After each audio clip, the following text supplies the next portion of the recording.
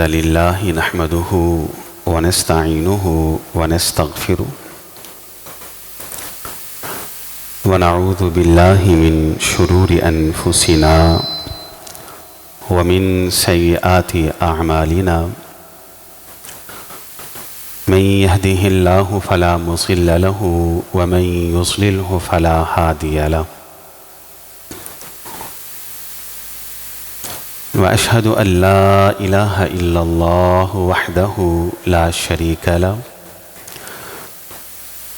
وأشهد أن محمدًا عبده ورسوله صلى الله عليه وسلم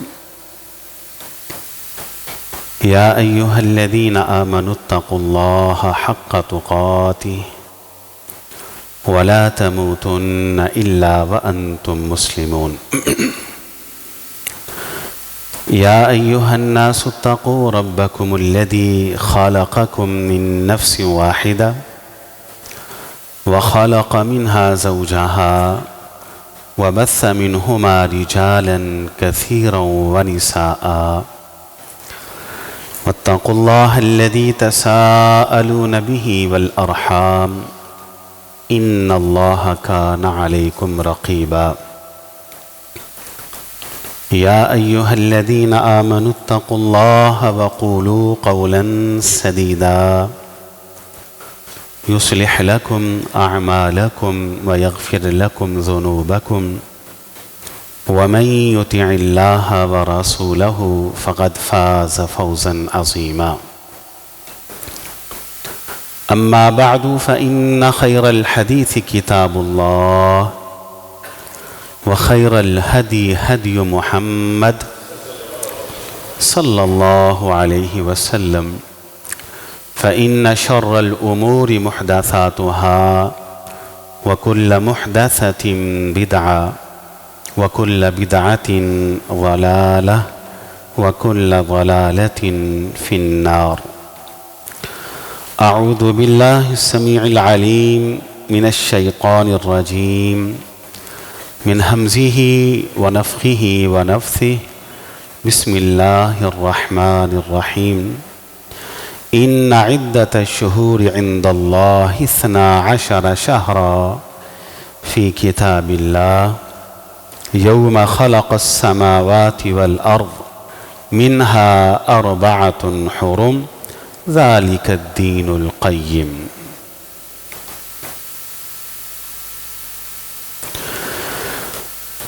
جب سے اللہ نے 7 زمینوں کو اور 7 آسمانوں کو پیدا کیا اسی روز اللہ نے یہ فیصلہ بھی کر لیا کہ ان عدت الشہور عند اللہ 12 شہرا کہ اللہ تعالیٰ کے ہاں مہینے جو ہیں ان کی کل تعداد 12 ہیں 12 ہیں منہا 4 حرم ان 12 مہینوں میں 4 مہینے حرمت والے ہیں۔ اسلامی سال کا جو آغاز ہے وہ ماہ محرم سے ہوتا ہے اور اسلامی سال کا جو اختتام ہے وہ ذی الحجہ کے مہینے پہ ہوتا ہے۔ محرم سے آغاز اور ذی الحجہ کے مہینے پہ اسلامی سال کی انتہا ہوتی ہے۔ 4 مہینے جو حرمت والے ان میں سے 3 مہینے پے در پہ اور مسلسل آتے ہیں۔ نمبر 1 ذی قعد جس کی آج 29 تاریخ ملک پاکستان کے اندر۔ نمبر 2 ذی الحج جس کے بارے میں گمان ہے کہ کل اس کی 1 تاریخ ہوگی۔ نمبر 3 محرم جو ذی الحج اس کے خاتمے کے فوراً بعد شروع ہوتا ہے۔ محرم اسلامی سال کا پہلا مہینہ، ذی الحجہ اسلامی سال کا آخری مہینہ۔ الحمدللہ یہ دونوں مہینے ہی حرمت والے مہینے۔ اسلامی سال کا آغاز بھی حرمت والے مہینے سے ہوتا ہے، اسلامی سال کی انتہا بھی حرمت والے مہینے سے ہوتی ہے۔ تو ذی الحجہ کا مہینہ اسلامی سال کے ان 4 مہینوں میں سے ایک ہے جو حرمت والے مہینے قرار پائے ہیں، اور اسلامی سال کا آخری مہینہ بھی ہے۔ آپ نے ایک لفظ دنیا کے اوپر سنا ہوگا، بڑا معروف لفظ ہوتا ہے، ٹاپ 10۔ سپورٹس میں جائیں تو کہتے ہیں یہ ٹاپ 10 کھلاڑی، پہلے نمبر پہ یہ، دوسرے پہ یہ، تیسرے پہ یہ۔ ویسے بھی دنیا کے اوپر ٹاپ 10 کا آپ نے لفظ بہت سنا ہے۔ آج میں آپ کو ٹاپ 10 کا ایک لفظ حدیث سے نکال کے دکھا۔ آپ کو علم ہے ذی الحجہ، ماہ ذی الحجہ، اس کے جو پہلے 10 دن ہیں، 1 تاریخ سے لے کر 10 تاریخ تک، یہ ٹاپ 10 دن ہے۔ اسلامی سال پورے سال کے اندر وہ 10 دن جن کو ٹاپ 10 قرار دیا، کس نے؟ نبی علیہ السلام نے۔ وہ ٹاپ 10 دن کون سے ہیں؟ ذی الحجہ کے پہلے 10 دن۔ آپ نے کیا ارشاد فرمایا؟ آپ نے ارشاد فرمایا کہ لوگوں، دنیا کے تمام ایام اور دنوں میں سے سب سے افضل دن ذی الحجہ کے پہلے 10 دن ہیں، پہلے 10 دن ہیں۔ تو پھر ٹاپ 10 ہوئے کہ نہ ہوئے؟ نبی علیہ السلام ارشاد فرماتے ہیں، حدیث سماعت فرمائیں، اس کے بعد میں اپنی بات کو آگے چلاتا ہوں۔ آپ ارشاد فرماتے ہیں ذی الحجہ کے پہلے 10 دنوں میں، پہلی تاریخ، دوسری تاریخ، تیسری تاریخ، 4، 5، 6، 7، 8، 9 اور 10، ان 10 دنوں کے اندر انسان کوئی بھی نیکی کر لے، کوئی بھی نیکی کر لے، اس نیکی کو معمولی نہ گردانے۔ کیوں؟ ان 10 دنوں کے اندر کی بھی نیکی عظمت کے اعتبار سے، برکت کے اعتبار سے، اجر کے اعتبار سے، ثواب کے اعتبار سے، مرتبے کے اعتبار سے اللہ کے ہاں اتنی عظمت رکھتی ہے، اتنا مقام رکھتی ہے کہ ان 10 دنوں کے علاوہ پورے سال کے اندر بڑی سے بڑی نیکی بھی انسان لے کے آئے، ان 10 دنوں کی کسی ایک نیکی کا مقابلہ کر ہی نہیں سکتے، نہیں کر سکتے۔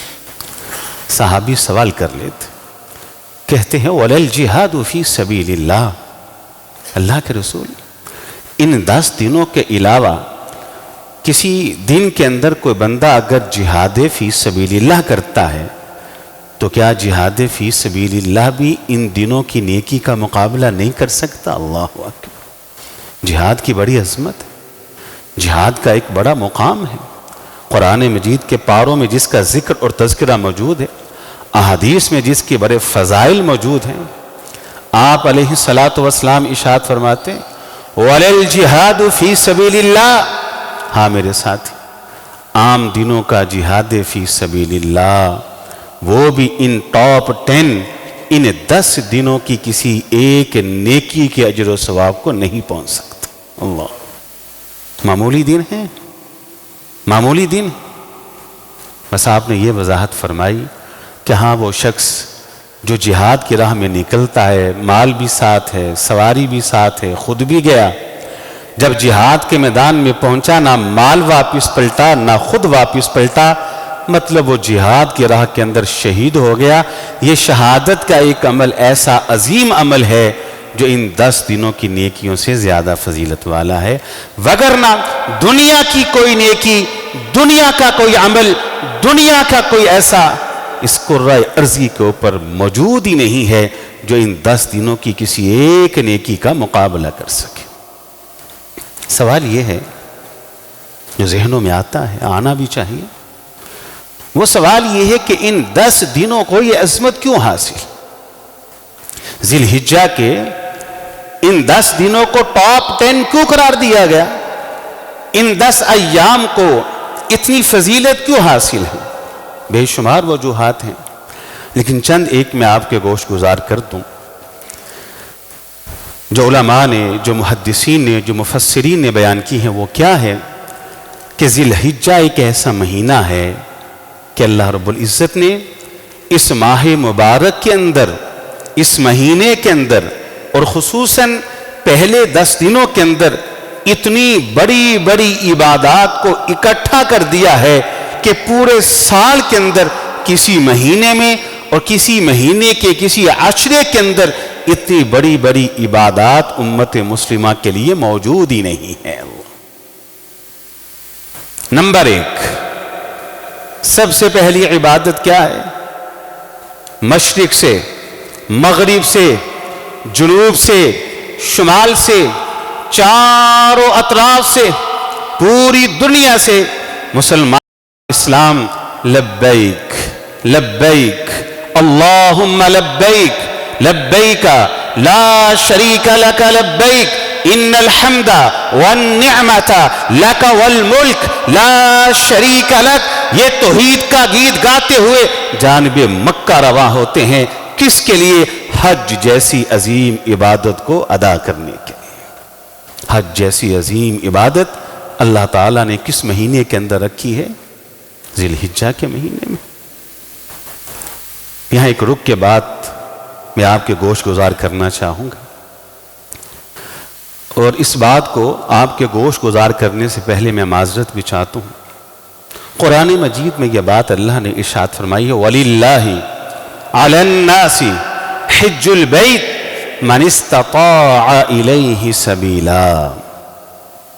ہمارے ہاں یہ بہت بڑی پرابلم ہے، بہت بڑا مسئلہ ہے، پریشانی ہے، المیہ ہے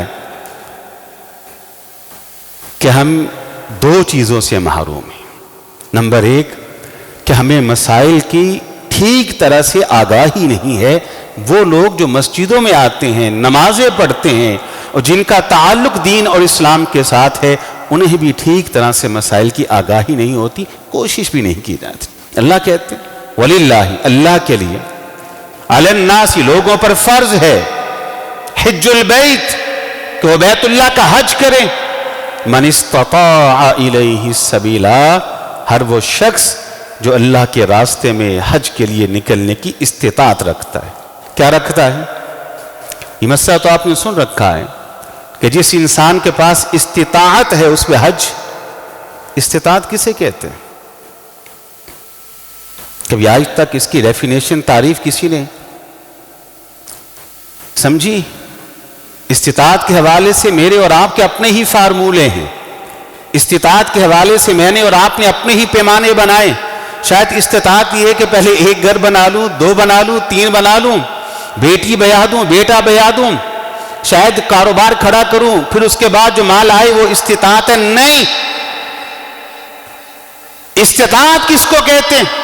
جس کی موجودگی میں بیت اللہ کا حج فرض، نہ کرنے پر وعید، اور نہ کرنے پر انسان اللہ کے ہاں مجرم۔ وہ استطاعت کیا ہے؟ سماعت فرما لے اور سمجھ لے۔ اپنے شہر سے، اپنے ملک سے شہر مکہ جانے کا آپ کے پاس خرچہ موجود ہے۔ اپنے وطن سے، اپنے ملک سے، اپنے گھر سے شہر مکہ میں تک جانے کا آپ کے پاس کیا موجود ہے؟ خرچہ موجود ہے۔ نمبر 1، جتنے دن، جتنے روز آپ نے شہر مکہ میں قیام کرنا اور رکنا ہے، وہاں قیام کرنے اور رکنے کا خرچہ آپ کے پاس موجود ہے۔ اور پھر شہر مکہ سے حج کی ادائیگی کے بعد گھر واپس آنے کا خرچہ آپ کے پاس موجود۔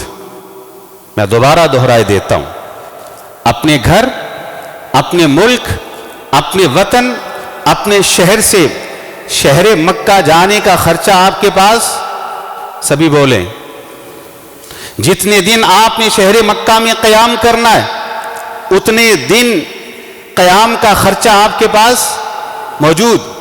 پھر شہر مکہ سے واپس گھر پلٹنے اور لوٹنے کا آپ کے پاس خرچہ موجود۔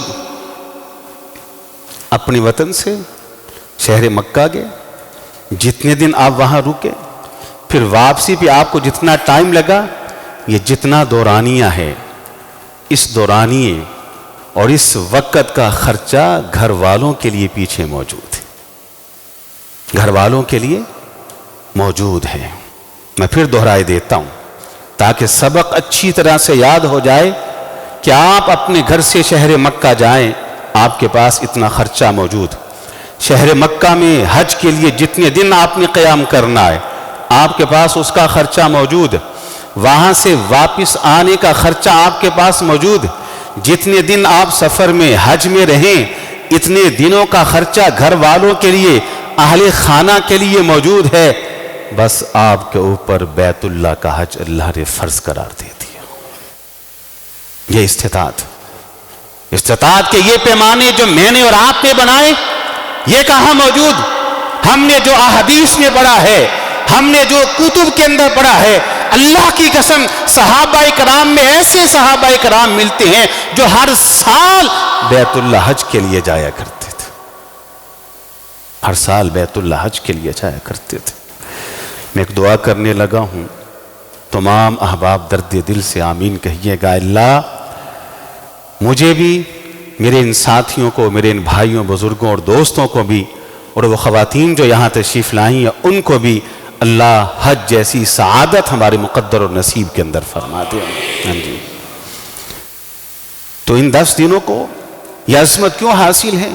نمبر 1، حج جیسی عظیم عبادت وہ ذی الحجہ کے اندر اللہ نے رکھی، اور آپ کو علم ہے نبی علیہ السلام نے ارشاد فرمایا ہے جب ذی الحجہ کی 9 تاریخ ہوتی ہے جس کو یوم عرفہ بھی کہا جاتا ہے، اور لاکھوں کی تعداد میں اہل ایمان خواتین اور مرد عرفات کے میدان کے اندر ننگے آسمان تلے، کھلے آسمان تلے، مرد ننگے سر، 2 لباس، 2 احرام کی چادروں کو اپنے وجود پہ لپیٹے عرفات کے میدان کے اندر پھیلے ہوئے اللہ کی تسبیح کے گیت گا رہے ہوتے ہیں، اللہ کی حمد کر رہے ہوتے ہیں، اللہ کی ثناخوانی کر رہے ہوتے ہیں، اللہ کی بزرگی بیان کر رہے ہوتے ہیں، اللہ کے سامنے گریہ زاری کر رہے ہوتے ہیں، اللہ سے گناہوں کی معافیہ مانگ رہے ہوتے ہیں۔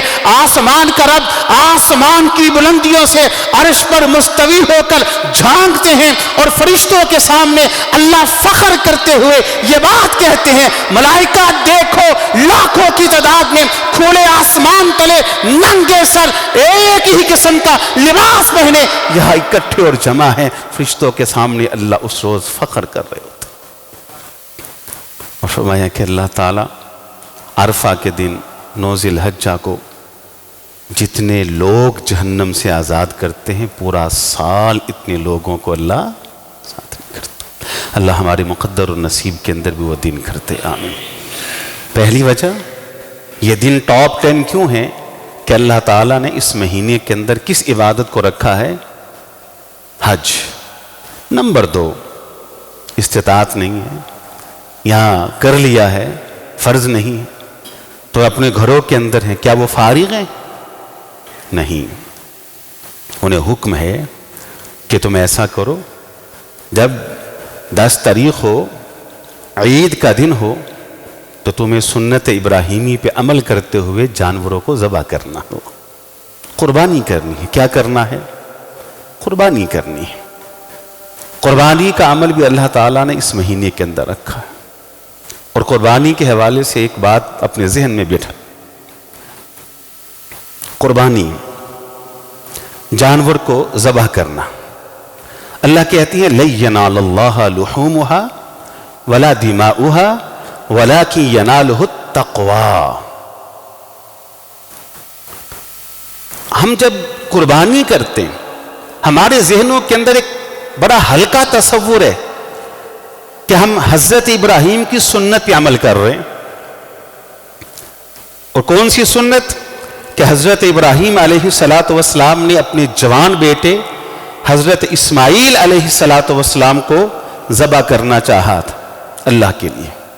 حضرات ذرا قرآن مجید کے اوپر غور کریں تو حضرت ابراہیم علیہ السلام نے کسی عام بیٹے کی قربانی نہیں دی تھی۔ ہمارے ہاں تو ایک بیٹا، وہ عام بیٹا نہ تھا۔ اب سنیے ذرا، سب سے پہلی بات، حضرت اسماعیل علیہ السلام جناب ابراہیم علیہ السلام کے پلیٹھی کے بیٹے تھے، پہلی اولاد تھی۔ ماشاءاللہ صاحب اولاد ہیں۔ آپ کو علم ہے کہ انسان کے دل کے اندر جو محبت پہلی اولاد کی ہوتی ہے اور وہ بھی نرینہ، وہ محبت باقی اولاد کی نسبت ذرا زیادہ ہوتی ہے اور جذباتی ہوتی ہے۔ پہلی بات تو یہ ہے، یہ بیٹا پلیٹھی کا ہے، پہلا بیٹا ہے۔ اور دوسری بات، یہ بیٹا سیدنا ابراہیم علیہ السلام کو بڑھاپے کی عمر میں ملتا ہے، 80 سال کی عمر کو ملا ہے۔ اور آپ جانتے ہیں کہ جوانی کی بھرپور عمر کے اندر ایک اولاد کا ملنا وہ بھی اللہ کی نعمت ہے، لیکن بتلائیے کہ اس باپ کے دل کے اندر اس بیٹے کی کتنی محبت ہوگی جو 80 سال کی عمر میں جا کے اللہ نے دیا ہے۔ معمولی بیٹا تھا۔ اور تیسری بات جو قرآن نے بیان کی وہ کیا؟ وَلَمَّا بَلَغَ مَعَهُ السَّعْيَ۔ تیسری بڑی خوبی جناب اسماعیل کے اندر یہ تھی علیہ السلام کہ اب وہ جوان ہو چکے، باپ کی آنکھوں کی ٹھنڈک بن چکے، دل کا سکون بن چکے، باپ کا باپ بننے کی طاقت اور قوت ان کے اندر موجود، بوڑھے باپ کا سہارا بننے کے قابل ہو چکے۔ اللہ اکبر۔ اور آپ جانتے ہیں کہ اس بوڑھے باپ کے دل کے اندر اس بیٹے کے لیے کتنی محبت ہے جو 80 سال کے بڑھاپے میں ملا ہے۔ اب وہ بیٹا جوان ہو کر بوڑھے باپ کا بازو بننے کی اہلیت رکھتا۔ 3 خوبیاں ہوگی۔ پلیٹھی کی اولاد ہے پہلی۔ نمبر 2 بھول گئے، نمبر 2 بڑھاپے میں ملے، نمبر 3 اب یہ جوان ہو چکے، نمبر 4 چوتھی خوبی جو سب سے بڑھ کر جو قرآن مجید نے بیان کی وہ کیا ہے؟ اللہ کہتے ہیں یہ بڑھاپے ہی کے اندر نہیں ملا، پہلا بیٹا ہی نہیں تھا، جوان بھی نہیں ہو چکا تھا، بلکہ سب سے بڑی خوبی اس کے اندر یہ تھی کہ یہ باپ کا تابعہ دار اور فرما بردار بھی تھا۔ اللہ اطاعت کی ایک مثال تھا، فرما برداری کی ایک مثال تھا۔ دل پہ ہاتھ رکھ کے بتائیے کہ ایسا بیٹا کہ جو بڑھاپے میں ملتا ہے، پہلی اولاد ہے، ایسا بیٹا جو آنکھوں کی ٹھنڈک بن چکا ہے، بوڑھے باپ کا سہارا بننے کے لائق ہو چکا ہے، ایسا بیٹا جو اطاعت و فرما برداری کی ایک مثال بن کر چمک رہا ہے، ایسے بیٹے کی گردن پر چھری چلانے کے لیے دل کے اندر کتنا بڑا جگر ہونا چاہیے تھا۔ اللہ اکبر۔ معمولی قربانی تھی۔ اس عمل کو اللہ نے اسی مہینے کے اندر رکھا۔ ابا یہی تو اللہ ارشاد فرماتے لَن يَنَالَ اللَّهَ لُحُومُهَا وَلَا دِمَاؤُهَا وَلَكِن يَنَالُهُ التَّقْوَى۔ بھائی آگے تشریف لے ہیں، جن کو جگہ نہیں مل رہی ادھر جگہ کو شادہ موجود ہے، پریشان نہ ہوں۔ لَن يَنَالَ اللَّهَ لُحُومُهَا وَلَا دِمَاؤُهَا وَلَكِن يَنَالُهُ التَّقْوَى۔ جب تم دمبے کی گردن پہ چھری چلاتے ہو، چھترے کو ذبح کرتے ہو، اونٹ کو نہر کرتے ہو، گائے بیل کو کاٹتے ہو، لَن يَنَالَ اللَّهَ لُحُومُهَا وَلَا دِمَاؤُهَا وَلَكِن يَنَالُهُ التَّقْوَى۔ تمہاری نگاہیں گوشت کے اوپر ہوتی، چمڑے کے اوپر ہوتی، بہنے والے لہو کے اوپر ہوتی، وَلَكِن يَنَالُهُ التَّقْوَى۔ این اس وقت اللہ کی نگاہ تمہارے دلوں کے اوپر ہوتی، تمہارے اندر کے جذبات کے اوپر ہوتی۔ قربانی کرتے وقت جو لہو تھا وہ تو نالیوں کے اندر بہہ گیا، جو گوشت تھا وہ تو ٹکڑوں میں تقسیم ہو کر خوراک کی صورت میں تمہارے منہ کے راستے پیٹ میں چلا گیا۔ اللہ کو کیا پہنچا؟ اللہ کہتے ہیں مجھے وہ جذبہ چاہیے جو ابراہیم کے اندر موجود تھا۔ قربانی سے پہلے وہ عقیدہ لے کے آئیے جو جناب ابراہیم علیہ السلام کا تھا، وہ جذبہ لے کے آئیے جو جناب اسماعیل علیہ السلام کے اندر ذبح ہونے کا تھا، وہ منہج لے کے آئیے۔ اللہ رب العزت کو نہ قربانی کا گوشت پہنچتا ہے نہ اس کا لہو پہنچتا ہے، اللہ کو پہنچتا ہے تو تمہارے دلوں کے اندر چھپا ہوا تقوی پہنچتا ہے، باطن کی طہارت پہنچتی۔ یہ دوسرا عمل ہے جو اللہ تعالیٰ نے کس مہینے کے اندر رکھا؟ ذی الحجہ کے مہینے کے اندر۔ اچھا وہ لوگ تو حج پہ چلے گئے جن کے پاس مالی وسعت تھی انہوں نے قربانی کر لی، تو کیا باقی لوگوں کو اللہ نے چھوڑ دیا؟ نہیں، کہا تم ایسا کرو، ذی الحجہ کا مہینہ آ جائے تو تم، صحابہ اکرام کا معمول بھی تھا، اللہ اکبر اللہ اکبر لا الہ الا اللہ واللہ اکبر اللہ اکبر وللہ الحمد، تکبیرات کے گیت گاؤ۔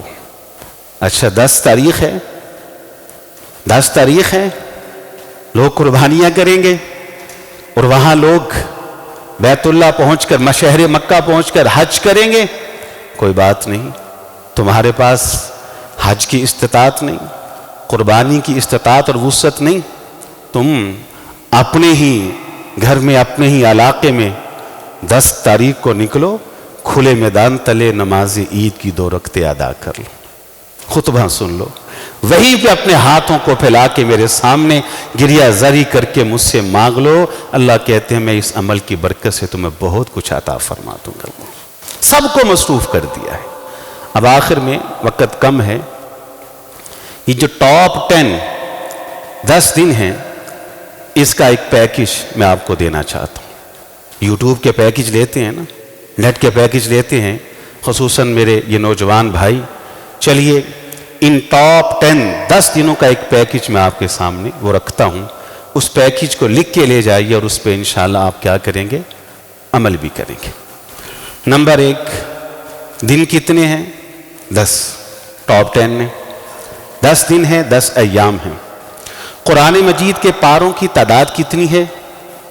30۔ 30 کو 10 پہ تقسیم کریں تو ایک دن میں کتنے حصے آتے ہیں؟ 3۔ تو پہلا پیکج یہ ہے کہ ارادہ کر کے اٹھیں، عزم کر کے اٹھیں کہ انشاءاللہ الرحمن ذی الحجہ کا چاند نظر آنے کے بعد جو پہلے 10 دن ہیں، میں ہر روز قرآن مجید کے 3 پاروں کی تلاوت کروں گا۔ کتنے پاروں کی؟ ایک تلاوت وہ ہے جو ان 10 دنوں کے علاوہ آپ دوسرے دنوں کے اندر فرماتے ہیں، اس کی بھی بڑی فضیلت ہے، لیکن وہ تلاوت اللہ کی قسم آپ کے ان 10 دنوں کی تلاوت کا مقابلہ نہیں کر سکتی۔ اب بتلائیے 3 پارے ایک دن میں، تو 10 دنوں کے اندر آپ کا ایک قرآن مکمل ہو جائے گا۔ اب ایک تلاوت قرآن مجید وہ ہے جو آپ ان 10 دنوں کے علاوہ باقی ایام کے اندر کرتے ہیں، فضیلت اس کی بھی بہت ہے، لیکن ان 10 دنوں میں کی تلاوت کا مقابلہ وہ تلاوت نہیں کر سکتی۔ یہ پہلا پیکج نمبر 2، نبی علیہ السلام کی ایک حدیث سنن ابی داود میں، جس کے اندر لفظ 9 ہے کہ آپ ذی الحجہ کے 9 کا روزہ رکھتے تھے۔ لفظ 9 تاریخ کے لیے بھی استعمال ہوتا ہے اور 9 دنوں کے لیے بھی، 9 دنوں کے لیے بھی۔ دوسرا پیکج یہ ہے، کوشش فرمائیں کہ ذی الحجہ کے جو پہلے 9 دن ہیں، 1 تاریخ سے لے کر 9 تاریخ تک، ان 9 دنوں کے اندر گھروں کے اندر نفلی روزوں کا اہتمام فرما لیں۔ کیا کریں؟ نفلی روزوں کا۔ پیکج میں پہلی بات کیا تھی؟ یومیہ کتنے پارے پڑھیں گے؟ 3۔ 10 دنوں کے اندر قرآن مجید مکمل۔ دوسرا پیکج کیا ہے؟ آپ نے کیا کرنا ہے؟ 9 دنوں کے اندر گھروں کے اندر نفلی روزوں کا کیا کریں گے؟ اہتمام فرمائیں گے۔ اگر نہیں تو کم از کم یوم عرفہ یعنی کہ 9 ذی الحجہ کا روزہ ضرور رکھ لیں۔ 9 ذی الحجہ کا روزہ ضرور رکھ لیں۔ کیوں؟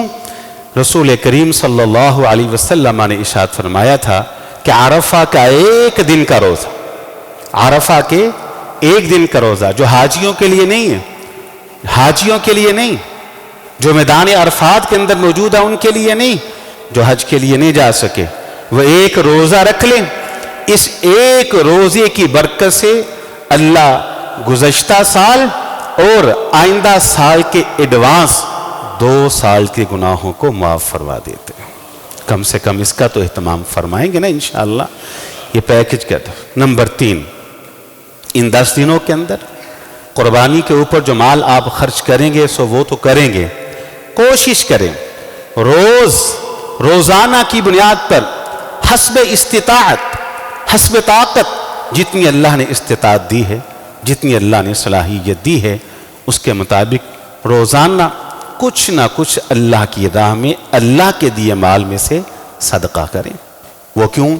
ایک صدقہ وہ ہے جو آپ نے ذی الحجہ کے ان پہلے 10 دنوں کے علاوہ باقی ایام کے اندر کیا، بھلے اس کی بڑی فضیلت ہے، لیکن یہ صدقہ جو آپ ان 10 دنوں کے اندر کریں گے، وہ صدقہ اس صدقے کی عظمت کا مقابلہ نہیں کر سکتا۔ اور تیسری چوتھی بات وہ کیا ہے؟ کوشش یہ فرمائیں کہ ان 10 دنوں کے اندر ان 10 دنوں کی یہ ایک اعزازی پیکج نہ کریں گے تو آپ گنہگار تو نہیں ہیں، لیکن بہت بڑے اجر سے کیا محروم ہو جائیں گے۔ کوشش کریں کہ ان 10 ایام کے اندر، ذی الحجہ کے پہلے 10 دنوں کے اندر کوشش کریں کہ آپ کی تہجد کی نماز نہ رہے۔ آپ کی ویسے تو عام دنوں کے اندر بھی اس کو ادا کرنا چاہیے، ان 10 دنوں کے اندر اس کا خصوصی اہتمام فرمائیں۔ کیوں؟ ایک صلاۃ اللیل اور قیام اللیل وہ ہے جو ذی الحجہ کے پہلے 10 دنوں کے علاوہ آپ کرتے ہیں، ایک قیام اللیل وہ ہے جو آپ ان 10 دنوں کے اندر کریں گے۔ ان 10 دنوں کا قیام عظمت اور ثواب کے اعتبار سے اس قیام سے کہیں زیادہ فضیلت رکھتا ہے۔ اور آخری بات، وہ ان 10 دنوں کے لیے نہیں بلکہ پوری عمر کے لیے اپنے پلے باندھ لیں اور کوشش کریں کہ ان 10 دنوں کے اندر اس کو عادت ڈال لیں۔ وہ یہ ہے کہ آپ کسی بھی نماز کی تکبیر تحریمہ سے پیچھے نہ رہیں، کسی بھی فرض نماز کی تکبیر تحریمہ سے پیچھے نہ رہیں۔ یہ عادت مستقل اگر آپ کی بن جائے تو میں سمجھوں گا کہ آپ جیسا خوش قسمت انسان ہی کوئی نہیں ہے۔ یہ مختصراً میں نے ذی الحجہ کے حوالے سے چند گزارشات کی ہیں۔ آخر میں ایک بڑا اہم مسئلہ ہے، اس کو سمجھ لیں اور سماعت فرما لیں، اس کے بعد آج کا خطبہ ختم۔ وہ یہ ہے کہ حضرت ام سلمہ رضی اللہ تعالی عنہ وہ بیان کرتی ہیں کہ نبی کریم صلی اللہ علیہ وسلم نے یہ بات ارشاد فرمائی، من رآ، جو شخص بھی ہلال ذی الحجہ کا چاند دیکھ لے اور اس کا یہ ارادہ ہے کہ ذی الحجہ کا چاند دیکھنے کے بعد اس کی نیت ہے کہ وہ قربانی کرے گا، تو آپ نے کہا کہ پھر وہ اپنے ہاتھ اور پاؤں کے ناخن نہ تراشے اور اپنے جسم اور وجود سے بال بھی نہ اکھیڑے۔ آج 29 ذی القعدہ کی اور غالب گمان یہی ہے کہ آج رات کو ذی الحجہ کا چاند ملک پاکستان میں نظر آ جائے گا۔ چونکہ ہم ملک پاکستان کے رہائشی ہیں تو ہم یہاں کی رؤیت کے حساب سے ہی اپنے معاملات لے کے چلتے ہیں۔ تو شام سے پہلے اپنے ہاتھوں کے ناخن، پاؤں کے ناخن تراش لیں اور اپنے بالوں کی حجامت بنوا لیں، لیکن ذی الحجہ کا چاند نظر آنے کے بعد یہ پابندی ہے کہ نہ ناخن کاٹے جا سکتے ہیں نہ بال ہی اکھیڑے جا سکتے ہیں۔ اللہ سمجھ کے عمل کی توفیق عطا فرما دے۔ ان الحمد للہ نحمده ونستعینه ونستغفره ونعوذ باللہ من شرور انفسنا ومن سیئات اعمالنا، من يهده الله فلا مضل له ومن يضلله فلا هادي له، واشهد ان لا اله الا الله وحده لا شريك له، واشهد ان محمدا عبده ورسوله صلى الله عليه وسلم۔ يا ايها الذين آمنوا اتقوا الله حق تقاته ولا تموتن الا وانتم مسلمون۔ يا أيها الناس اتقوا ربكم الذي خلقكم من نفس واحدة وخلق منها زوجها وبث منهما رجالا كثيرا ونساء، واتقوا الله الذي تساءلون به والأرحام إن الله كان عليكم رقيبا۔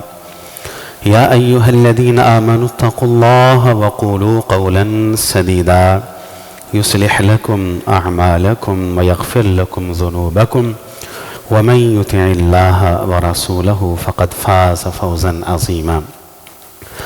أما بعد فإن خير الحديث كتاب الله، وخير الهدي هدي محمد صلى الله عليه وسلم، فإن شر الأمور محدثاتها، وكل محدثة بدعة، وكل بدعة ضلالة، وكل ضلالة في النار۔ أعوذ بالله السميع العليم من الشيطان الرجيم، من حمزه ونفخه ونفاثه بسم الله الرحمن الرحيم إن عدة الشهور عند الله 12 شهرا في كتاب الله يوم خلق السماوات والأرض منها 4 حرم ذلك الدين القيم۔ آج کی خطبہ جمعہ کا جو خلاصہ ہے وہ ذرا میرے ساتھ ساتھ آپ بھی بولیے گا۔ ٹاپ 10 کون سے دن ہیں؟ ذی الحجہ کے پہلے 10 دن۔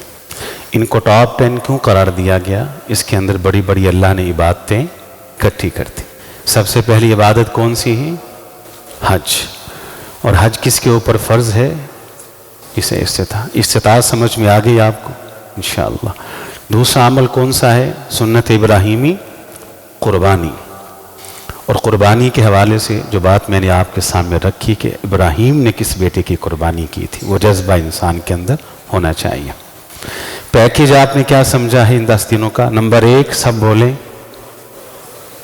قرآن مجید اگر آپ ایک دن میں 3 پارے پڑھتے ہیں تو 10 دنوں کے اندر آپ کا پورا قرآن مجید مکمل ہو جاتا ہے۔ اس پہ انشاءاللہ آپ عمل کیجئے گا۔ نمبر 2، 1 تاریخ سے 9 تاریخ تک کیا کریں گے؟ روزہ رکھیں گے انشاءاللہ، یا کم از کم 9 تاریخ کا روزہ ضرور رکھ لیں۔ نمبر 3، کچھ نہ کچھ اپنے مال میں سے صدقہ کرتے رہیں گے ان 10 دنوں میں۔ نمبر 4، قیام اللیل کا اہتمام کریں گے۔ نمبر 5، کہ اس کو مستقل عادت بنا لیں کہ آپ کی کوئی بھی نماز اس کی تکبیر تحریمہ نہ رہے۔ باقی بھی اعمال صالح اس کے اندر بڑھ چڑھ کے کرتے رہے، اللہ عمل کی توفیق عطا فرما دے۔ 2 اعلان ہیں۔ ایک تو اعلان ہے کہ ایک بھائی مینگورہ سوات سے تشریف لائے ہیں، ایک شہر ملتان کے قریب سے تشریف لائے ہیں، مسجد مدرسہ کے حوالے سے ان کے ساتھ تعاون فرما دیں۔ اور دوسرا اعلان یہ ہے کہ الحمدللہ ہمارے اس مرکز کے اندر، ہماری اس مسجد کے اندر دعوت و تبلیغ کا کام منتظمین بڑے شوق سے، بڑے جذبے سے کرتے رہتے ہیں، اللہ تعالیٰ قبول فرما لے۔ اسی جذبے کا ایک تصویر ہے کہ انشاءاللہ 8 جون کل بروز ہفتہ عشاء کی نماز کے بعد ترجمان مسلک اہل حدیث، قائد مسلک اہل حدیث فضیلت الشیخ حضرت مولانا سید سبطین شاہ نقوی حافظہ اللہ تعالی، کسی تعارف کے محتاج نہیں ہیں، وہ یہاں تشریف لا رہے ہیں انشاءاللہ الرحمن۔